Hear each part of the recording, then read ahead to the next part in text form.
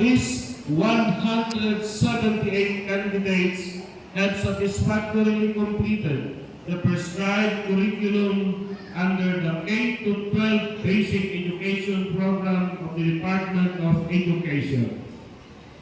I now formally accept and quit elementary school this school year 2024-2025 and confer upon you all the rights and privileges that this distinction entails.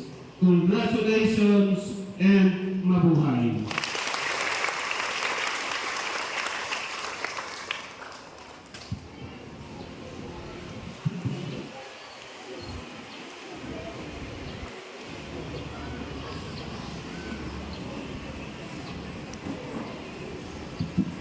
You may now take your